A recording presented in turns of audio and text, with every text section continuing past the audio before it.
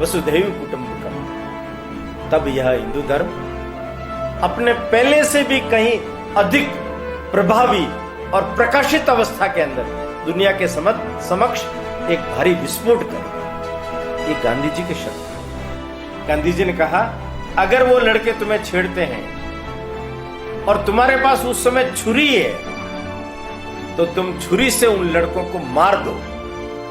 ऐसे अनैतिक अनाचारी लड़कों को यही दंड दिया जाना चाहिए।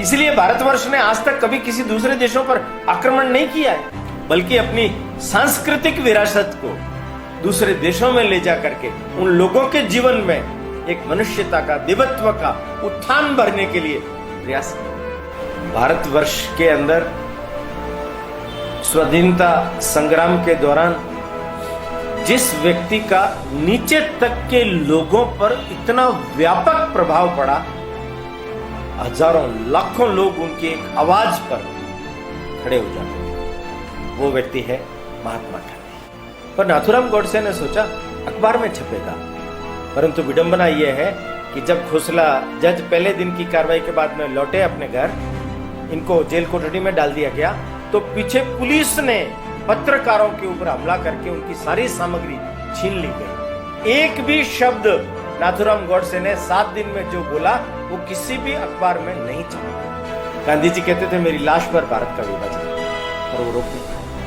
अंततः भारत विभाजित हो गया, 20 लाख लोग मारे गए। गोडसे को अंदर पिस्तौल सहित प्रवेश देना, पुलिस का वहां मौजूद होना, 100 संदिग्ध लोगों की उनके पास सूची होना, उसके बावजूद भी उनको पकड़े नहीं जाना, गांधी जी का पोस्टमार्टम नहीं होना, उनको 4 गोली लगना, प्रेस में उनका एक भी शब्द नहीं आने देना। कौन लोग गांधी जी को नहीं चाहते थे? गांधी जी ने कहा था अब कांग्रेस को समाप्त कर देना चाहिए क्योंकि देश आजाद हो गया। एकम सत विप्रा बहुधा वदंती। भारतीय स्वतंत्रता के 75वें वर्ष पर प्रारंभ हुए अमृत महोत्सव पर समुत्कर्ष समिति द्वारा आयोजित व्याख्यान श्रृंखला यह गाथा है बलिदानों की में हमें आज माननीय ओम प्रकाश जी भाई साहब का मार्गदर्शन प्राप्त होने वाला है। आदरणीय ओम जी भाई साहब हम सभी के सुपरिचित हैं। पूर्व में समुत्कर्ष समिति द्वारा आहूत विभिन्न व्याख्यान मालाओं में और अन्य अवसरों पर हम सभी को आपका संस्कृति परक जीवन मूल्य संवर्धक पाथेय प्राप्त होता रहा है। मैं आज के इस पुनीत अवसर पर मान्यवर भाई साहब से निवेदन करूंगा कि हमें प्रबोधन प्रदान करें। मान्यवर ओम जी भाई साहब।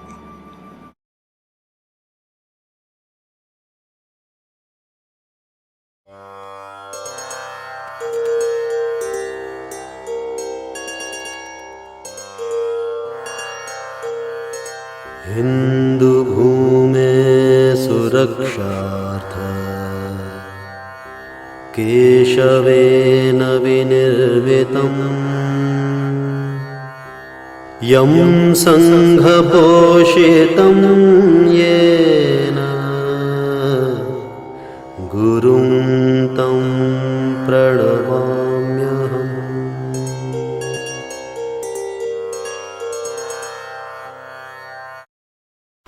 नमस्कार। समुत्कर्ष व्याख्यानमाला ये गाथा है बलिदानों की। मैं आप सब लोगों का हार्दिक स्वागत। सुयोग से आज जिन महापुरुष के संदर्भ में जानकारी देने का प्रयास मैं आपके सामने करूंगा,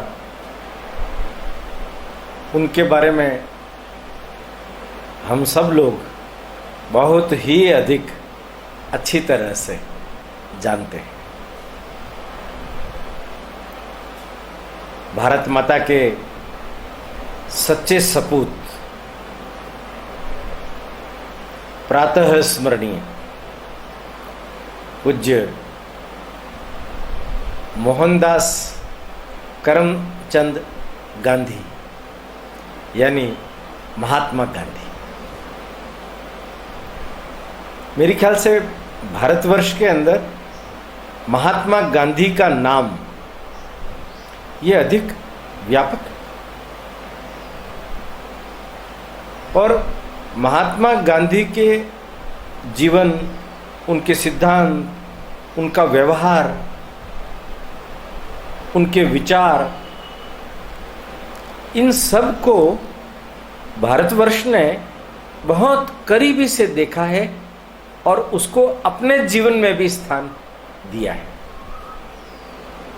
आप अभी अभी देखिए, हमारे देश के प्रधानमंत्री श्रीमान नरेंद्र मोदी, उन्होंने गांधी जी को अपना आदर्श मानकर स्वच्छता का पूरे देश भर के अंदर जो अभियान लिया, गांधी जी चाहते थे स्वच्छता ये हर एक व्यक्ति का अपने जीवन का आधार बनना चाहिए।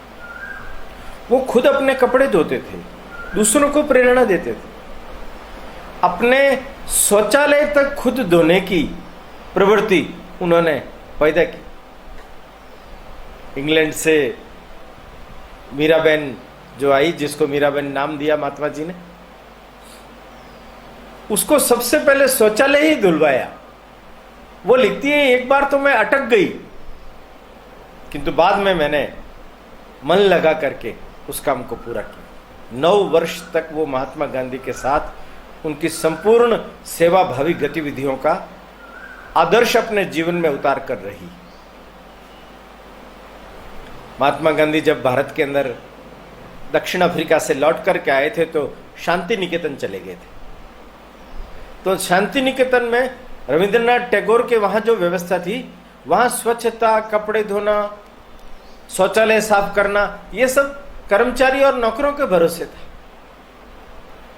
गांधी जी ने कहा कि ठीक नहीं, स्वावलंबी व्यवहार होना चाहिए, हम सब अपना काम खुद करें, आश्रम है ये हमारा। सब लोगों ने उनकी बात को स्वीकार किया और उस शांति निकेतन में आमूलाग्र परिवर्तन ये महात्मा गांधी के कारण से हो पाया। आज मैं महात्मा गांधी के संदर्भ में छोटे छोटे 4 बिंदु आपके सामने रख रहा हूं। पहला बिंदु, ध्यान से समझना, पहला बिंदु महात्मा गांधी जी के नाम का जो विशेषण है उसी को ही मैंने चुना है, महात्मा।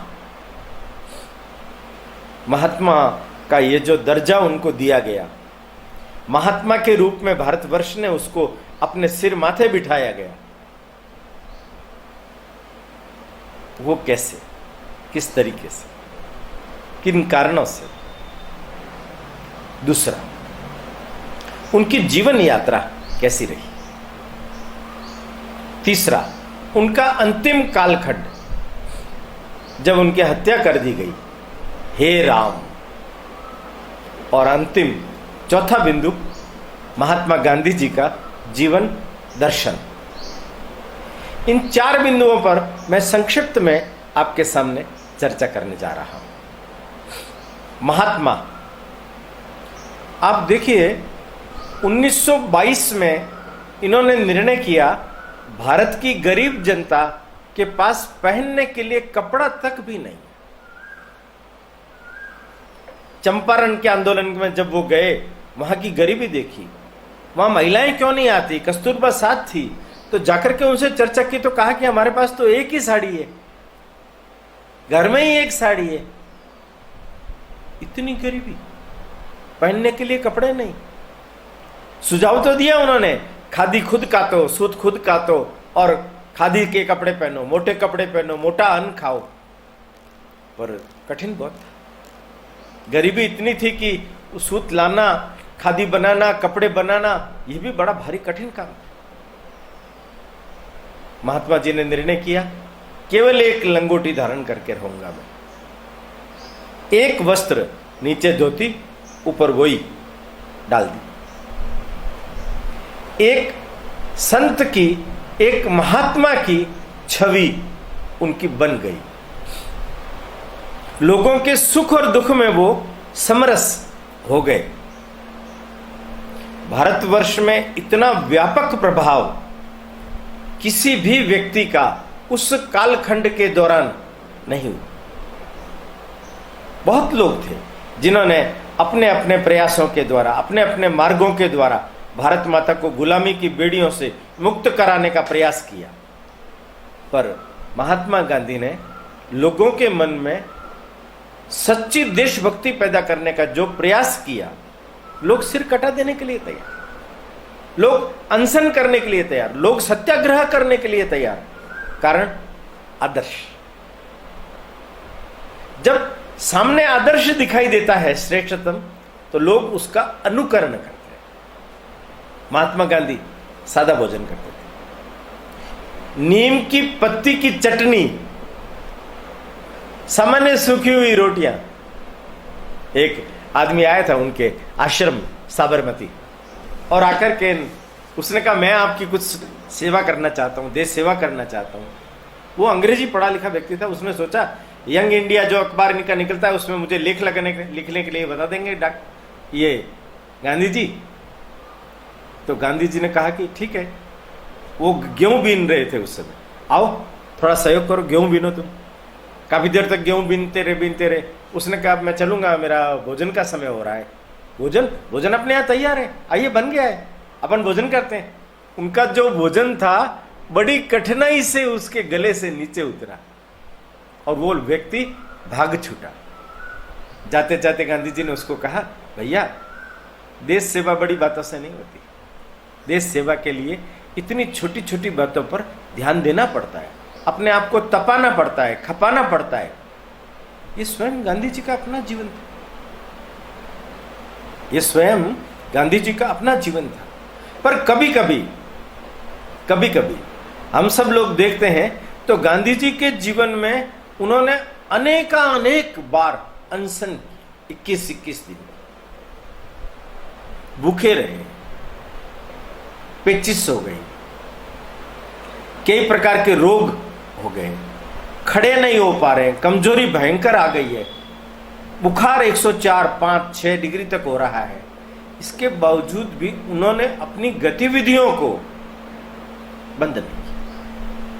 निष्काम कर्मयोगी की भांति अपने जीवन को बढ़िया तरीके से जिया। आश्रम व्यवस्था, जब वो अफ्रीका में थे तो टॉलस्टॉय और फिनिक्स ये आश्रम बने।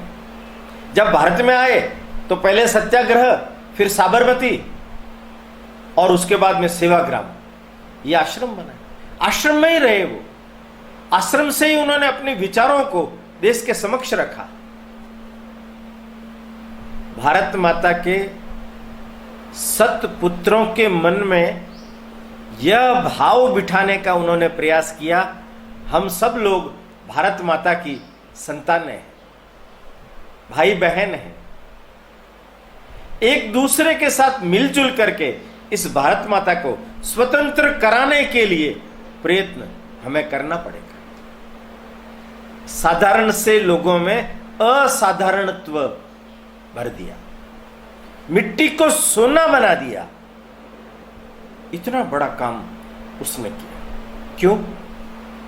उन्होंने हमारी जो प्राचीन हिंदू संस्कृति के जीवमान तत्व,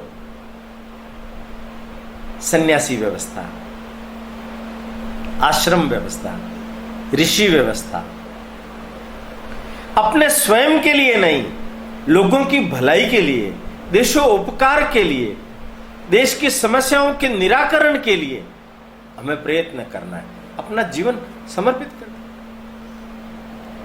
2388 दिन इन सब समस्याओं के निराकरण के लिए उनको जेल भी जाना पड़ा, जेल भी जाना पड़ा। इतना, और जेल में रहते हुए भी उन्होंने इन सब चीजों पर ज्यादा जोर दिया है, ज्यादा जोर दिया। कुछ घटनाएं देखिए आप, जिससे आपको महात्मा गांधी महात्मा थे इसका भान होगा, इसका भान होगा। परंतु उनके विचार कैसे थे? वो कहते हैं कस्तूरबा ये मेरी गुरु है, क्योंकि सबसे पहले सत्याग्रह इसने सिखाया। दक्षिण अफ्रीका में थे, किसी बात पर नाराज हो गए तो उन्होंने कस्तूरबा को कहा तुम घर से बाहर चली जाओ। ये गेट पर चली गई, जाकर के वहां बैठ गई, कहने लगी घर मेरा अपना है, तुम निकालने वाले कौन होते हो, मैं मेरा अधिकार वापस प्राप्त करके रहूंगी। रात भर बाहर बैठी रही, सवेरे उनको सम्मान वापस लेना। गांधी जी कहते हैं कस्तूरबा मेरे मिशन के साथ में समा गई। वो एक साधारण महिला महात्मा के संपर्क में आने के बाद उनके जीवन मूल्यों को अपने जीवन में स्थान दिया,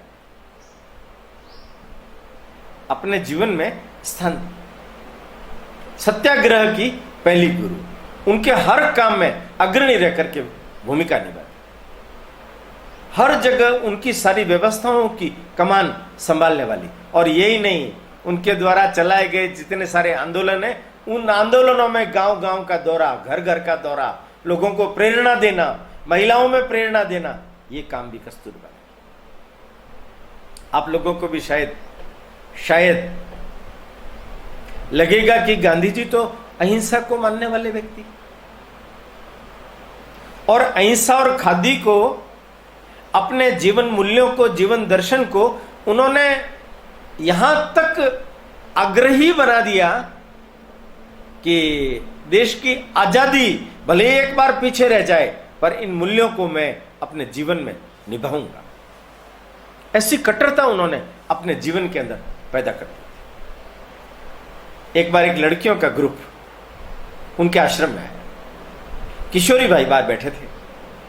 वो लड़कियों का ग्रुप उनको लड़के कॉलेज में छेड़ते थे, तो उनसे मुकाबला करने के लिए कोई अहिंसक मार्ग हो सकता है क्या, ये पूछने के लिए किशोरी भाई के पास आई, महात्मा जी से मिलने आई। तो किशोरी भाई ने उनको कहा इसमें कौन सी बड़ी बात है, तुम अपने चप्पल उतारो, जूते उतारो और उनके दे मारो। लड़कियों ने कहा कि हम तो अहिंसक मार्ग खोजने के लिए यहां आई थी, पर अहिंसा के इस केंद्र पर हिंसक मार्ग सुझा रहे हैं आप। हम गांधी जी से मिलना चाहती हैं। गए गांधी जी के पास, देखा, गांधी जी के सामने विषय रखा, तो गांधी जी ने क्या कहा? गांधी जी ने कहा अगर वो लड़के तुम्हें छेड़ते हैं और तुम्हारे पास उस समय छुरी है, तो तुम छुरी से उन लड़कों को मार दो। ऐसे अनैतिक अनाचारी लड़कों को यही दंड दिया जाना चाहिए। आप गफलत में मत रहिए कि अहिंसा का अर्थ क्या होता है। गांधी जी ने इस बात से अपने देश का प्राचीनतम अहिंसा का सिद्धांत, उसको उन लड़कियों के समक्ष रख दिया। हम चला करके हिंसा नहीं करेंगे, पर कोई टेढ़ी आंख हमारे सामने उठा करके करेगा तो उसके हाथ तोड़ देंगे, आंख फोड़ देंगे। यह हमारे देश का अहिंसा का सिद्धांत है। इसलिए भारतवर्ष ने आज तक कभी किसी दूसरे देशों पर आक्रमण नहीं किया है, बल्कि अपनी सांस्कृतिक विरासत को दूसरे देशों में ले जा करके उन लोगों के जीवन में एक मनुष्यता का, देवत्व का उत्थान भरने के लिए प्रयास किया। वसुधैव कुटुंबकम एकम सत विप्रा बहुधा वदंती, टॉलस्टॉय की एक पुस्तक अनटू द लास्ट, इसका प्रभाव गांधी जी पर सबसे ज्यादा रहा है। उसका हिंदी अनुवाद उन्होंने सर्वोदय नाम से बाद में किया।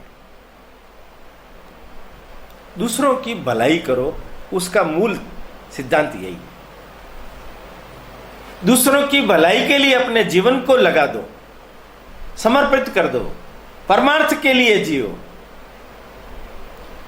गांधी जी के जीवन में कितना बड़ा काम था। आश्रम का पैसा कीमती होता है, उसका कैसे उपयोग करना चाहिए। हरिजन उद्धार के लिए जब वो पैसा इकट्ठा कर रहे थे तो लोग उनको धन दे रहे थे, सोना चांदी दे रहे थे। देहरादून की एक सभा के अंदर रात को 12 बजे सब गिनती कर रहे थे। उस समय महात्मा जी ने एक बाली देखी सोने की। महावीर त्यागी वहां थे। उनको कहा, महावीर, लोग हम पर भरोसा नहीं करेंगे। उनका क्यों, क्या हुआ? एक बाली कोई भी महिला एक बाली नहीं दे सकती, 2 बाली देगी, दूसरी बाली नहीं है। जाओ तुम वहीं कहीं पड़ी होगी, ढूंढ के लाओ। महावीर त्यागी ने सोचा ये भी बिल्कुल फक्कड़ आदमी रात के समय में कहां भेज रहा है हमें।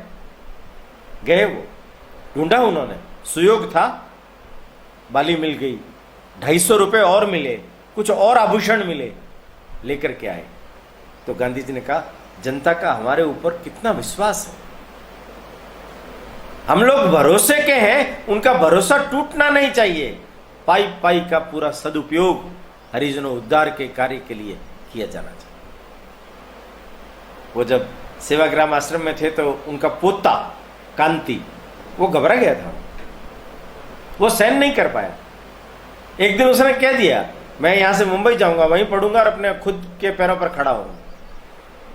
महात्मा जी उसकी हलचलों से, गतिविधियों से समझ गए थे ये रुकने वाला नहीं है, जाओ तुम।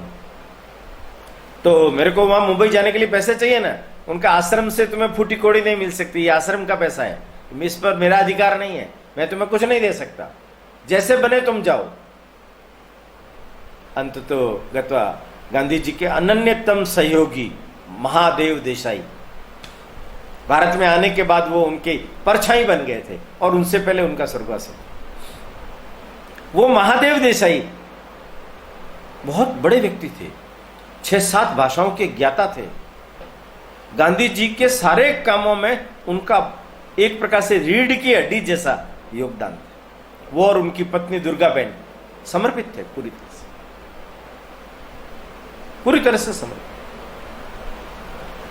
उन्होंने 20 रुपए दिए और उसको, जब सत्याग्रह आश्रम खोला गया तो वहां गांधी जी ने एक हरिजन परिवार, ठक्कर बाबा के कहने से हरिजन परिवार वहां ला करके रखा। भयंकर विरोध हुआ, कस्तूरबा तक ने विरोध किया। ट्रेडिशनल परंपराएं जो हमारे दिमाग के अंदर बैठी हुई है उसके विरुद्ध जाना बड़ा कठिन काम है। हट पर अड़े रहे गांधी जी, उनको बाहर नहीं निकाला। कहते हैं कि बाद में पति पत्नी तो चले गए पर उनकी बेटी लक्ष्मी वो वहीं रही। गांधी जी ने अपनी दत्तक पुत्री मानकर उसका विवाह कर दिया। मैंने आश्रम से जिसको जाना है जाए, मैंने मेरे मूल्यों की प्रस्थापना के लिए आश्रम बसाए हैं तो वहां वो होगा।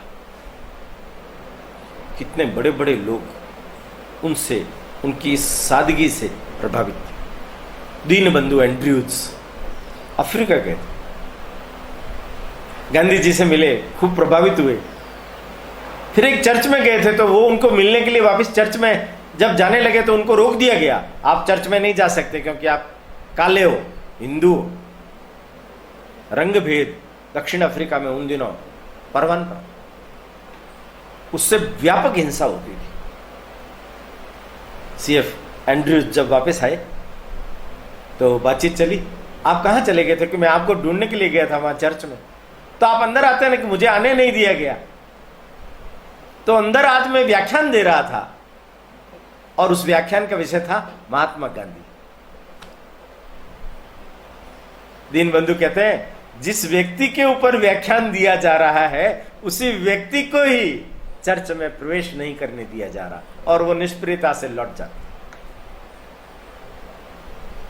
घनश्याम दास बिरला कहते हैं कि एक बार कोलकाता से आए दिल्ली, उनको कर्णावती जाना था, ठंड के दिन थे, तो मैंने छोटा सा निवेदन किया कि घर पर कोई आपका इंतजार कर रहा है, बीमार है। तो समझ गए। उन दिनों गाड़ियां खुली होती थी।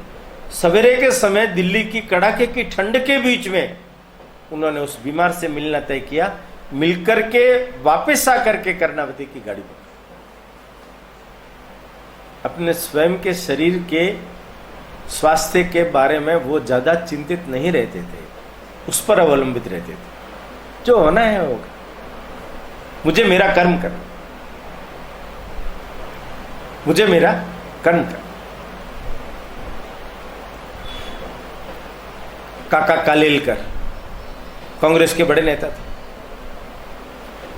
कोलकाता के पास में भद्रक, उड़ीसा के भद्रक में वो थे। कोई कार्यक्रम में उनको जाना था भुवनेश्वर। गांधी जी जा नहीं सके तो कालेलकर को कहा कि आप जाके आइए।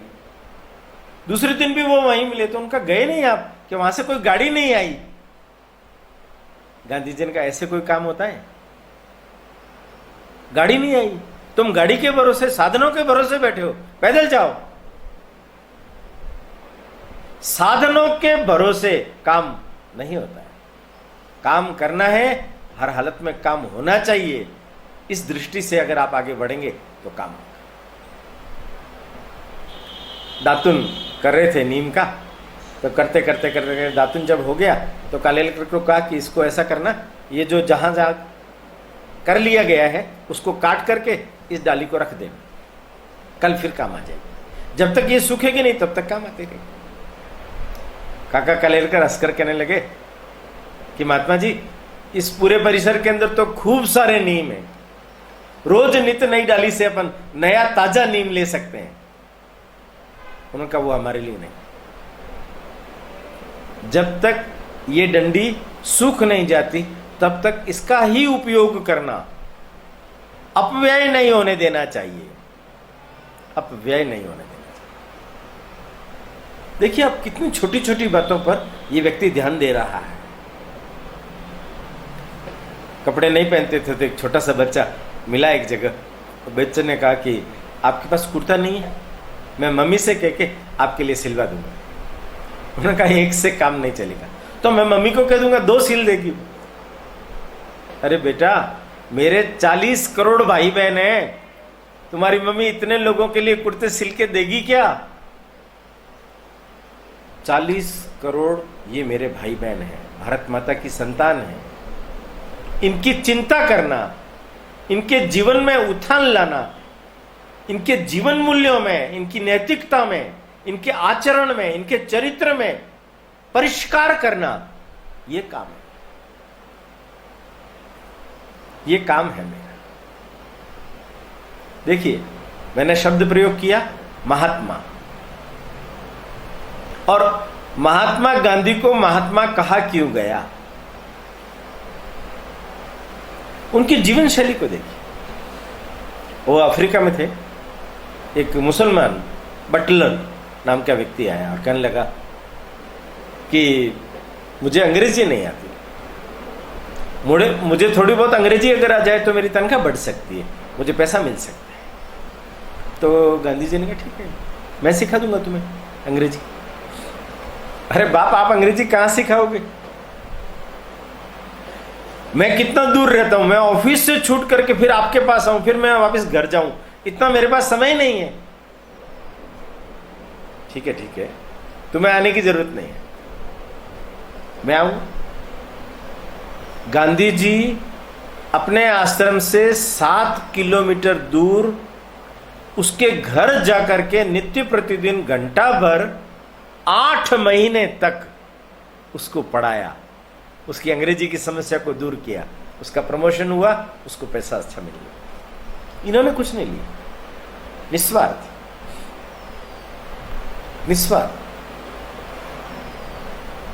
देखिए बहुत उदाहरण मिलेंगे, पर संक्षिप्त में मैं यही कहूंगा कि उन्होंने जो सोचा, जो चिंतन किया, जो विचार किया, उसका उन्होंने व्यवहार किया। उनकी कथनी और करनी में अंतर नहीं। और प्राचीन भारत की हिंदू परंपरा का, हिंदू संस्कृति का बड़ी कट्टरता से उन्होंने अपने जीवन में अनुपालन किया।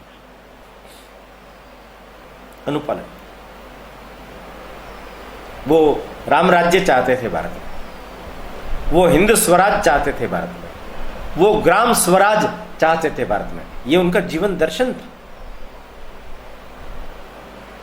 उसके लिए प्रयत्न किया। हरिजनों उद्धार, छूत का भेद, ये समाप्त होना चाहिए।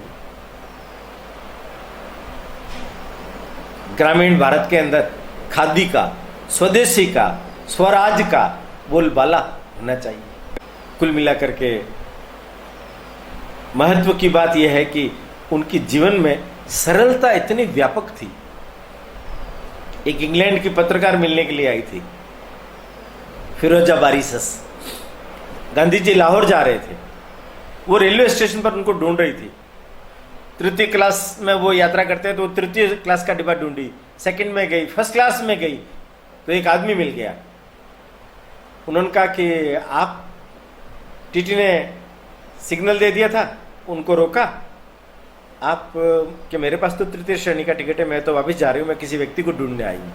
उनका मेरे पास फर्स्ट क्लास का है, गलती से मेरे मित्रों ने फर्स्ट क्लास निकाल दिया है, ये आप लेंगे क्या, एक्सचेंज करेंगे? उन्होंने एक पल तो सोचा, फिर चेंज कर दिया। फर्स्ट क्लास का उसने ले लिया टिकट, थर्ड क्लास का टिकट गांधी जी को दे दिया। गांधी जी उतर करके तृतीय क्लास के डिब्बे में जाकर के बैठ गए, यात्रा शुरू हो गई। बाद में उसको मालूम पड़ा वही तो थे जिससे तुम मिलने आई थी, महात्मा गांधी। उसकी आंखों में आंसू बहने लगे। वो व्यक्ति अपने सुख के लिए चिंतित नहीं है। सामान्य लोग सामान्य श्रेणी में यात्रा करते हैं, जीवन भर मैं रेल में ही यात्रा करूंगा, तृतीय श्रेणी में ही यात्रा करूंगा। महात्मा, देखिए मित्रों, भारतवर्ष के अंदर स्वाधीनता संग्राम के दौरान जिस व्यक्ति का नीचे तक के लोगों पर इतना व्यापक प्रभाव पड़ा, हजारों लाखों लोग उनकी एक आवाज पर खड़े हो जाते थे, वो व्यक्ति है महात्मा गांधी। इसलिए अंग्रेजों के मन में भी इस फकीर के प्रति डर था। एक उदाहरण देता हूं मैं आपको, चर्चिल और एटली। चर्चिल तो गांधी जी के नाम पर डरता था, वो फकीर अभी तक मरा नहीं क्या, ये स्टेटमेंट है उसका, मैं उसका सत्यानाश कर दूंगा। माने एक फकीर से घबराने वाली अंग्रेजी सत्ता अंततः गत्वा भयभीत हो गई थी और भारत छोड़ने का निर्णय इटली के प्रधानमंत्री बन जाने के बाद उन लोगों को करना।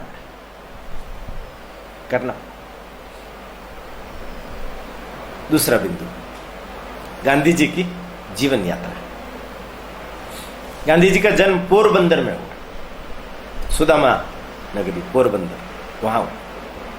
उनके पिता अधिक पढ़े लिखे नहीं थे, मोहनदास करमचंद गांधी। करमचंद गांधी जो है उनको कबा इस नाम से लोग जानते थे। वो 3 स्टेट के अपनी बुद्धिमत्ता के कारण दीवान हो, राजकोट, पोरबंदर, बांकानेर। उनके 4 विवाह हुए, संतानें नहीं होने के कारण। चौथा विवाह उनका हुआ पुतली बाई के साथ। उनकी 3 संतानें हुई, लक्ष्मीदास गांधी, करसन गांधी और मोहनदास गांधी, यही महात्मा गांधी। और एक बहन, रलियात बहन, गोकी बहन बोलते थे जिसे। महात्मा गांधी का जन्म 2 अक्टूबर 1869 में हुआ। 80 वर्ष का उनका जीवन रहा है, जिसमें से प्रारंभ के 45 वर्ष राजकोट में जन्म लेने के बाद से लगा करके दक्षिण अफ्रीका में ही उन्होंने गुजारे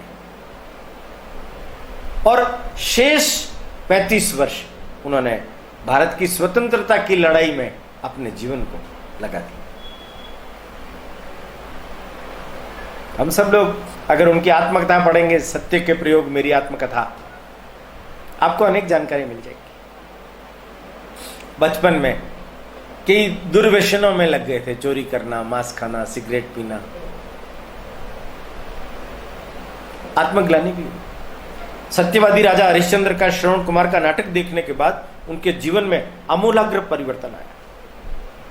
उनकी मां पुतली बाई का उनके ऊपर बहुत बड़ा असर।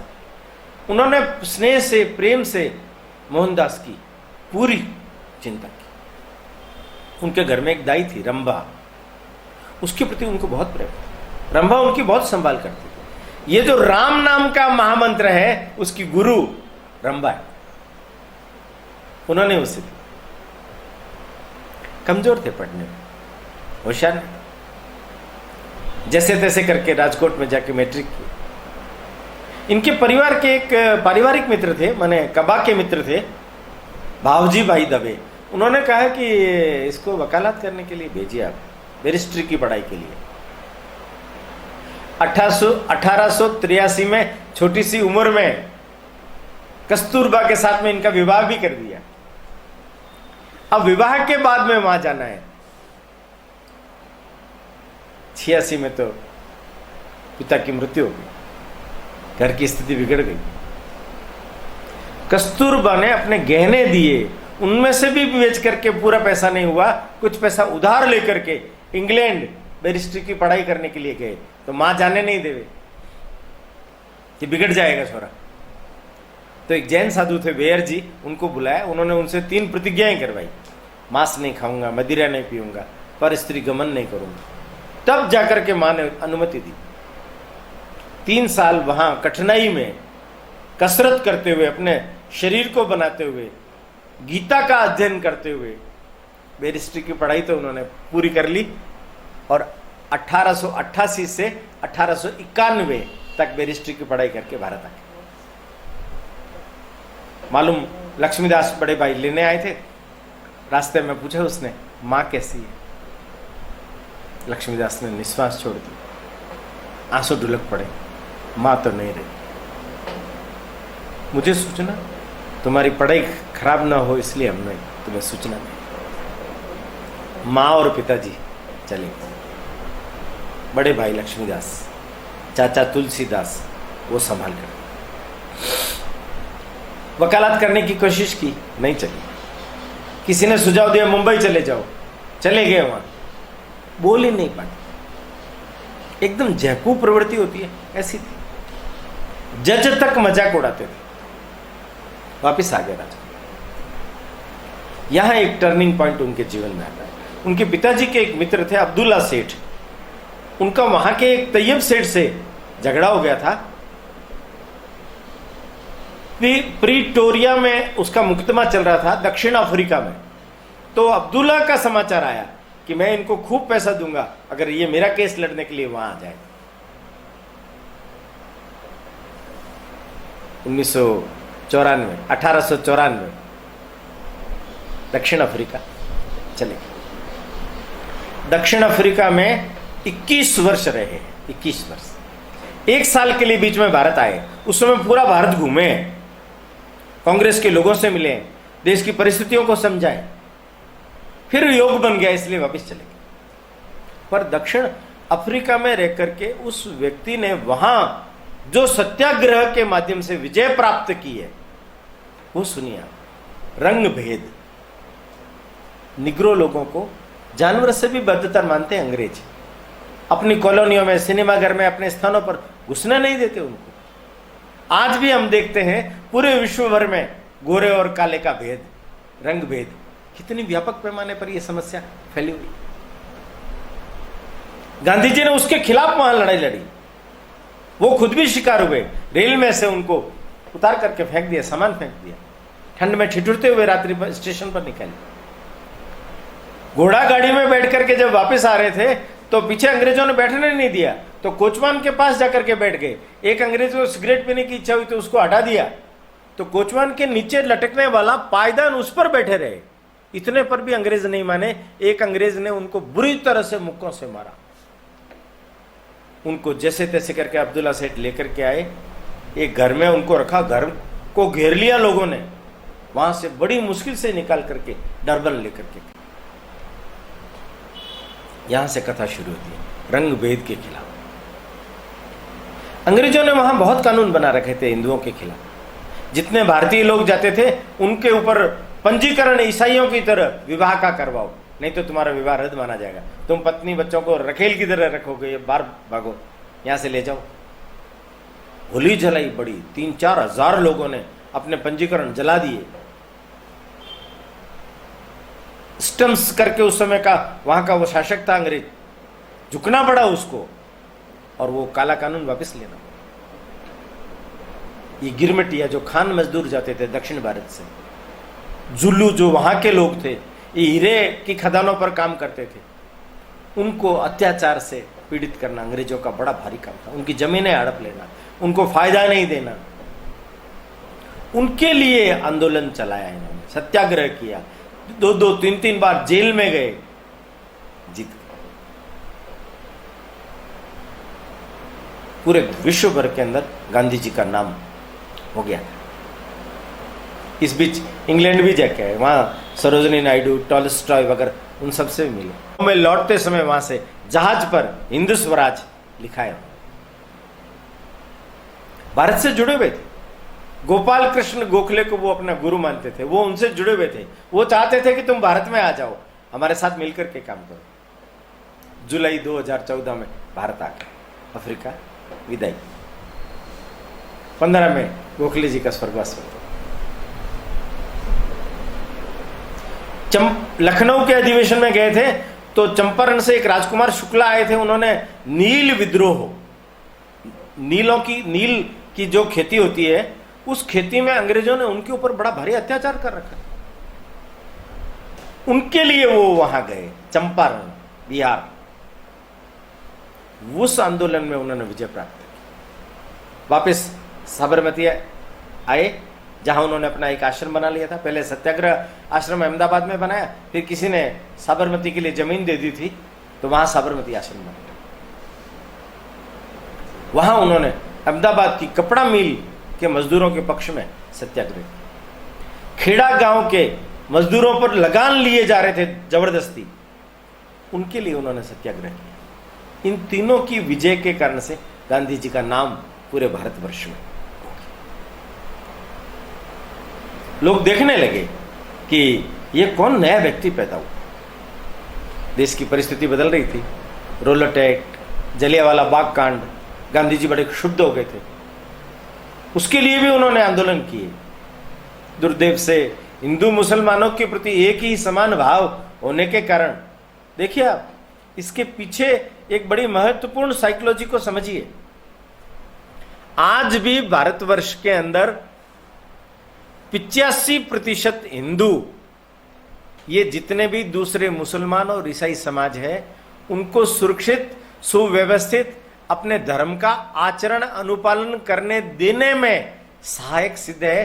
तो उसका कारण 85% हिंदुओं की मानसिकता।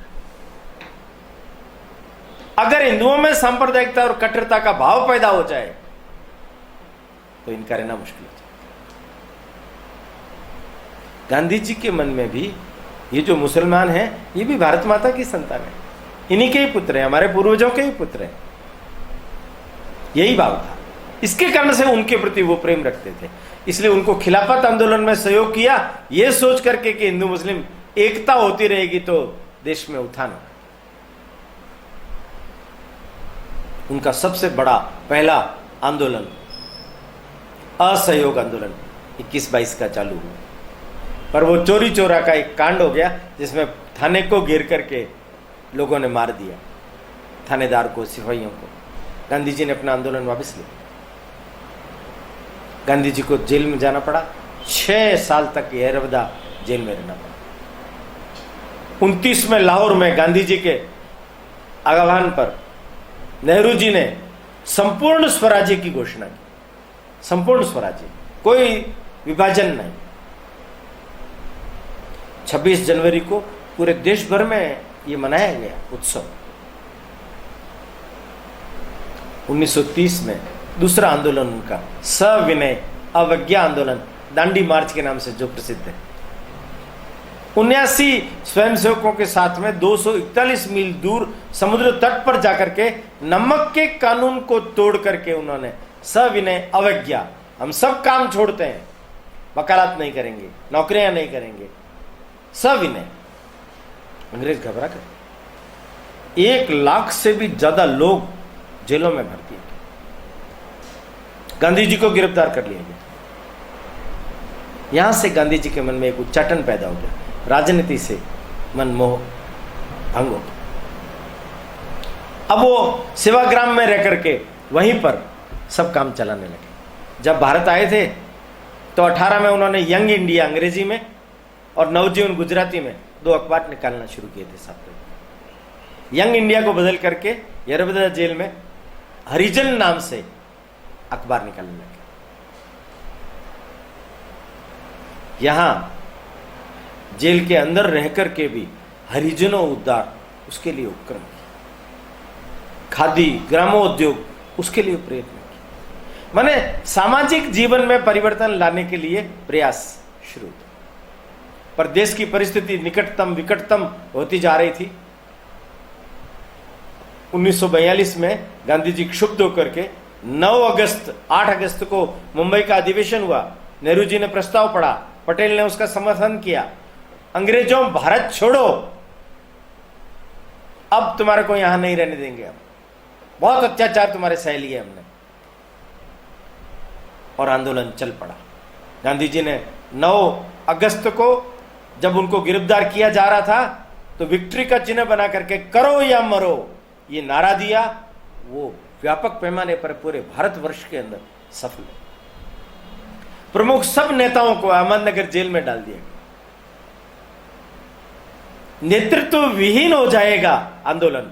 महिलाओं ने आगे बढ़कर के नेतृत्व और एक सफलतम आंदोलन, उसमें भी लगभग 80,000 से 1 लाख तक लोग जेलों में ठूंस दिए। पर बहुत लोग भूमिगत रह करके, बाहर रह करके उस सारे आंदोलन को चलाया। अंग्रेज घबरा गए। एटली ने बाद में आने के बाद में लॉर्ड माउंटबेटन को भेजा।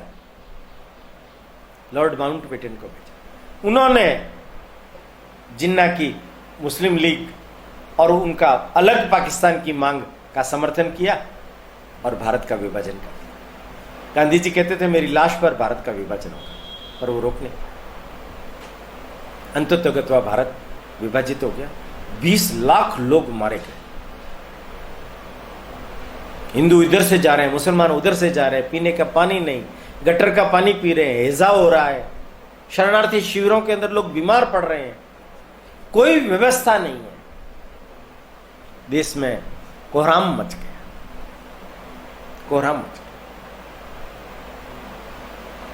ऐसे समय में एक कुछ थोड़ा सा विभेदात्मक बातें गांधी जी के समय में गांधी जी से हो चुकी। 1939 में हरिपुरा कांग्रेस में सुभाष चंद्र बोस का उदय हुआ और वो कांग्रेस के अध्यक्ष चुन लिए गए।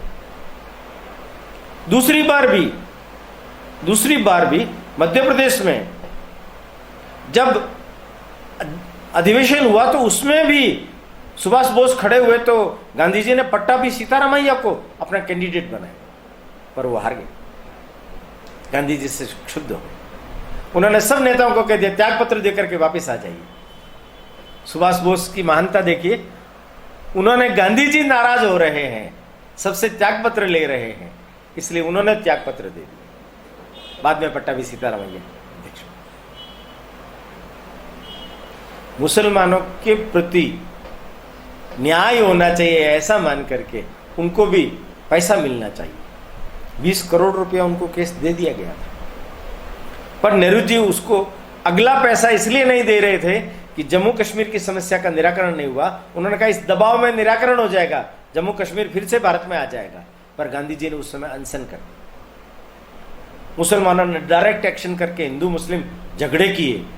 गांधी जी नाराज होकर के नोआखाली कलकत्ता चले गए, वहां दंगों के बीच में रहने लगे, लोगों को शांत करने लगे, अनशन करने लगे।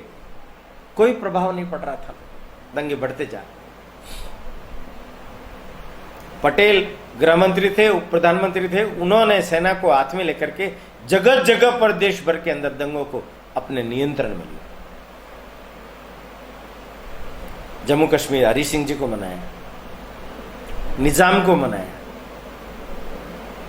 पूरी रियासतों को एक किया, अलग अलग रजवाड़ों को एक किया और भारत एक होकर के स्वतंत्र।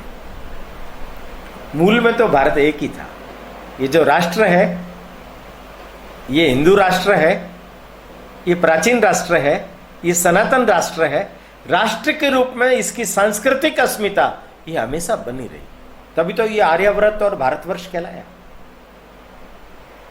ये कोई अंग्रेजों का दिया हुआ नाम नहीं है, उन्होंने तो इंडिया दिया है, हमारा नाम तो भारतवर्ष है, हिंदुस्तान है। अंग्रेजों ने भारत को एक नहीं किया है, भारत तो पहले से ही एक था। हाँ, अलग अलग राजनीतिक इकाइयां थी, उन सब में सांस्कृतिक एकता थी, सांस्कृतिक तीर्थ एक थे, पूर्वज एक थे, महापुरुष एक थे। उस राष्ट्रीयता के आधार पर इस संपूर्ण भारतवर्ष को पटेल ने फिर से जागृत करने का प्रयास किया। दुर्योग देखिए, आजादी के कुछ समय बाद 15 अगस्त 1947 और 30 जनवरी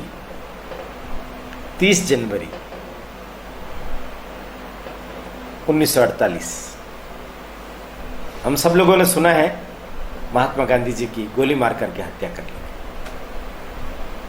80 वर्ष का उनका जीवन इस देश के कार्य के लिए समर्पित होते होते थक करके समाप्त।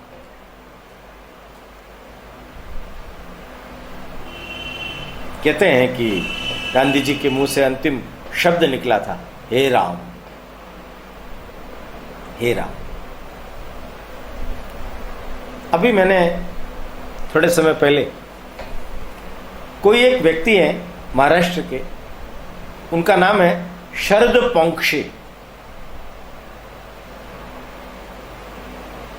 1998 से लगा करके 2018 तक इन 21 वर्षों में उस व्यक्ति ने एक नाटक में काम किया। वो नाटक था नाथुराम गोडसे पर, मी नाथुराम गोडसे बोलता आए, इस पर काम किया। वो कहते हैं जगह जगह पर विरोध हुआ, हमें मारने का प्रयत्न किया गया।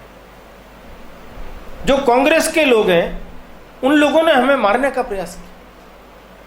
जो अहिंसक लोग हैं उन्होंने हिंसा का जला करके, हमारे सारे सामान को जला करके नष्ट कर दिया। ऐसा उनका इंटरव्यू अगर आप पढ़ेंगे, देखेंगे, सुनेंगे तो आपको अनेक प्रकार की नई जानकारियां मालूम पड़ेगी।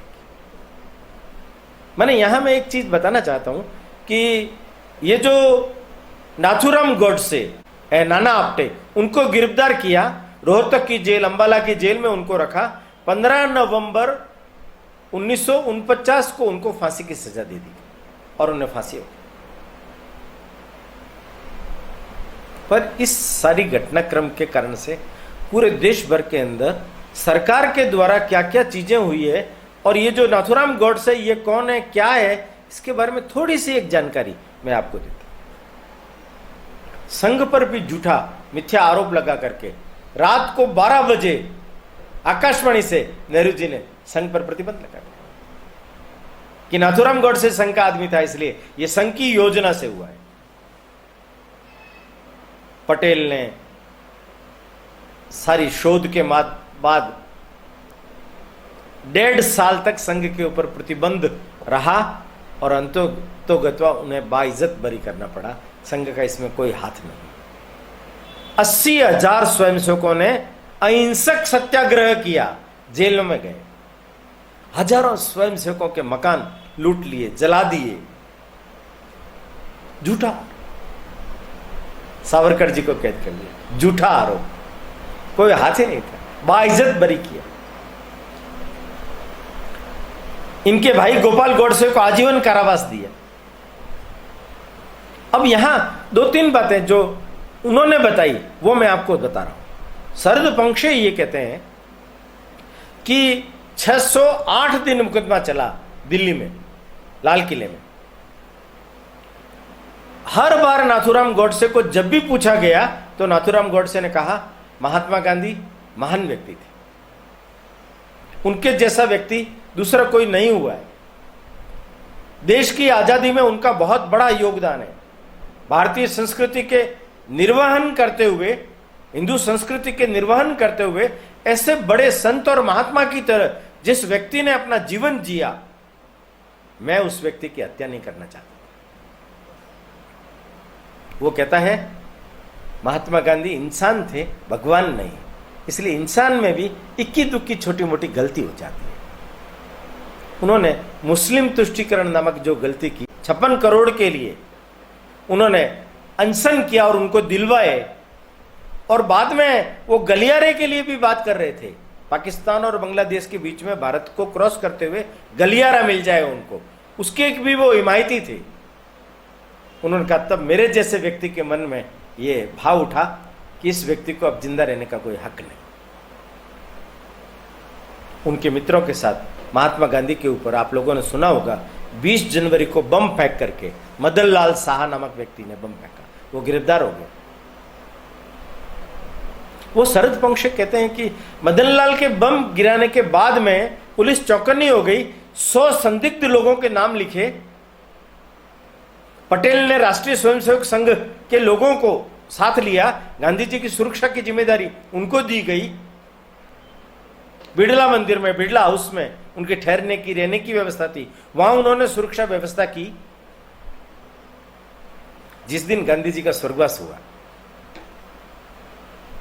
पुलिस थी वहां 150 से ज्यादा। वो पूछते हैं कि जब 150 से ज्यादा पुलिस थी, उनके पास 100 संदिग्ध लोगों की सूची थी, तब नाथुराम गॉडसे पिस्तौल लेकर के अंदर कैसे प्रवेश कर गया? किसी ने देखा क्यों? नाथुराम गॉडसे ने गांधी जी को देखा, प्रणाम किया, उनके पास की जो लड़कियां थी उनको दूर किया और गांधी जी को उन्होंने मारा। उन्होंने कहा मुझे केवल गांधी जी को ही मारना था, बाकी को नहीं मारना। 3 गोली चलाई है उसने। 3 गोली उसकी पिस्तौल के अंदर थी। बाद उन्होंने कहा कि मैंने चिल्ला करके कहा कोई पुलिस और डॉक्टर हो तो आइए, देखिए, मेरी नब्ज देखिए। मैं होशो हवास में,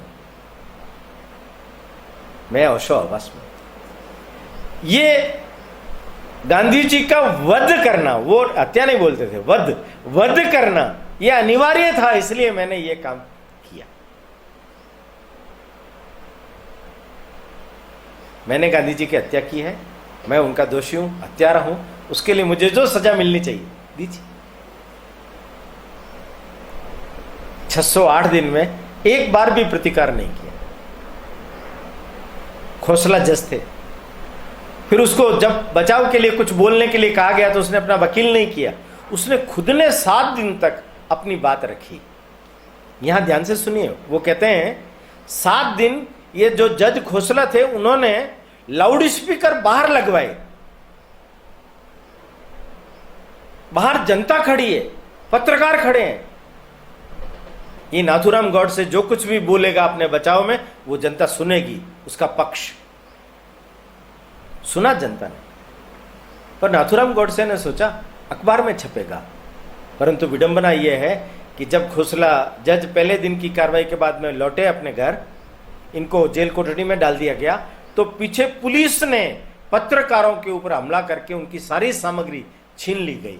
एक भी शब्द नाथुराम गॉडसे ने 7 दिन में जो बोला वो किसी भी अखबार में नहीं छपा। बाद में उन्होंने पुस्तकें लिख करके सारी बातें रखी, उस पर भी बैन लग गया, किंतु अभी बैन हटाया। आप लोग चाहे तो उन पुस्तकों को पढ़ सकते। दूसरी बात, वो पोक्ष कहते हैं कि गांधी जी का पोस्टमार्टम नहीं हुआ, परंतु उनको 3 नहीं 4 गोलियां लगी। गॉडसे ने तो 3 गोली चलाई, चौथी गोली किसने चलाई? गॉडसे को अंदर पिस्तौल सहित प्रवेश देना, पुलिस का वहां मौजूद होना, 100 संदिग्ध लोगों की उनके पास सूची होना, उसके बावजूद भी उनको पकड़े नहीं जाना, गांधी जी का पोस्टमार्टम नहीं होना, उनको 4 गोली लगना, प्रेस में उनका एक भी शब्द नहीं आने देना, इन सब को सुनने के बाद लगता है उस समय कुछ पॉलिटिक्स हुई। कौन लोग थे उसके पीछे? क्यों पॉलिटिक्स की? कौन लोग गांधी जी को नहीं चाहते थे? गांधी जी ने कहा था अब कांग्रेस को समाप्त कर देना चाहिए क्योंकि देश आजाद हो गया है।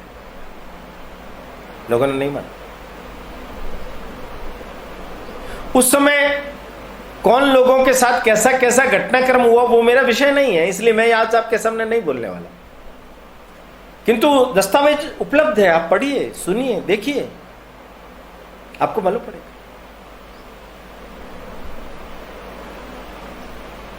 हे राम बोल करके वो महात्मा तो चला गया, पर सच अभी तक भी छुपा हुआ है, दबा हुआ है। सामने नहीं आया है। खोजबीन करना चाहिए, समझदार लोगों को उसमें अपना योगदान देना चाहिए। चीजें जब सामने आएगी तो देश हतप्रभ रह जाएगा। ऐसा इस कारण से। अस्तु। चौथा बिंदु, गांधी जीवन दर्शन। गांधी जी के मन में यह कल्पना थी, राम राज्य मतलब ग्राम राज्य, गांवों का उत्थान होना चाहिए। पर औद्योगिक क्रांति के नाम पर गांवों का उत्थान नहीं हुआ, इसलिए गरीबी हटाओ का नारा आज तक भी चल रहा है। गरीबी हटी नहीं। गांवों का समुचित विकास होना चाहिए, ग्राम विकास होना चाहिए। स्वराज माने हमारी अपनी हिंदू चिंतन पद्धति के आधार पर, स्वदेशी के आधार पर, स्वराज्य के आधार पर देश के छोटे छोटे हिस्सों का आम आदमी तक लाभ पहुंचना चाहिए। कितनी समस्याएं हैं देश में, हरिजनों उद्धार, ऊंच नीच छुआछूत का भेद कितना व्यापक है। आरक्षण देकर के हमने उसको पाटने का प्रयत्न किया, पर जिन लोगों को मिलना चाहिए मिल ही नहीं रहा है, उनके जीवन में विकास ही नहीं हो रहा है। और जिन लोगों ने आरक्षण लेकर के अपना विकास कर लिया, वो लोग भी अपने लोगों का ध्यान नहीं रख पाए। गांधी जीवन दर्शन पर बहुत पुस्तक है। हिंदू स्वराज, ग्राम स्वराज और सर्वोदय, ये तीन छोटी छोटी पुस्तकें भी अगर हम पढ़ेंगे तो गांधी जी के जीवन दर्शन से हम निकटता से अनुभव प्राप्त कर सकेंगे। गांधी जी ने सब धर्मों का अध्ययन किया और उसमें से एक ही सूत्र निकाल करके रखा, मानव मात्र का कल्याण होना चाहिए। ये हिंदू संस्कृति और क्या कहती है। इसलिए गांधी जी हिंदू धर्म संस्कृति के आधार पर हिंदुइज्म जो है, हिंदूवाद है, हिंदू जो है उसका फ्यूचर क्या है, इस पर वो बोलते हैं। तो वो कहते हैं हिंदू धर्म थक गया है, ये सत्य का आग्रही, निरंतर आगे बढ़ने वाला, मानव मात्र के कल्याण का मार्ग है ये, पर ये थक गया है। वस्तुतः ये नहीं थका है, हिंदू धर्म के हम लोग थक गए। जिस दिन हमारी थकावट दूर हो जाएगी, जिस दिन हम कमर कस करके इस हिंदू धर्म के आचरण के आधार पर श्रेष्ठतम जीवन चरित्र जी करके संपूर्ण देश भर के बाहर विश्व भर को पुकार उठेंगे वसुधैव कुटुंबकम, तब यह हिंदू धर्म अपने पहले से भी कहीं अधिक प्रभावी और प्रकाशित अवस्था के अंदर दुनिया के समक्ष एक भारी विस्फोट करेगा। ये गांधी जी के शब्द है, ये गांधी जी के शब्द। हिंदू धर्म की इस विस्फोटक अवस्था को देखने के लिए हम सब लोगों को भी अपनी जिम्मेदारी समझनी पड़ेगी। अगर हम देश के जिम्मेदार नागरिक बन करके इस भारत माता की सेवा करने के लिए अपने जीवन को लगाएंगे तो वो दिन दूर नहीं जब ये विस्फोट हिंदू संस्कृति का, हिंदू धर्म का पूरे विश्व भर के अंदर फैल करके विश्व की तमाम समस्याओं का निराकरण करने में सफल हो सकता है। आज इस थोड़े से संक्षिप्त समय में मैंने महात्मा पर ज्यादा जोर दिया, उनकी जीवन यात्रा के बारे में बताया। हे राम जो एक छुपा हुआ पहलू था उसको भी सामने उजागर करने का प्रयत्न किया, और उनके जीवन दर्शन के बारे में भी आपके समक्ष कुछ बातें मैंने रखी है। मैं समझता हूं इसका हम अवगाहन करें, अध्ययन करें, जीवन आचरण करें। यही इस देश के सच्चे सपूत, भारत माता के सतपुत्र महात्मा गांधी को सच्ची श्रद्धांजलि होगी। धन्यवाद। समुत्कर्ष समिति से जुड़ी सभी जानकारियां प्राप्त करने के लिए हमारे YouTube चैनल समुत्कर्ष समिति को अवश्य सब्सक्राइब करें। आप सभी का समुत्कर्ष समिति के प्रति यही स्नेह और आत्मीय भाव बना रहे। धन्यवाद।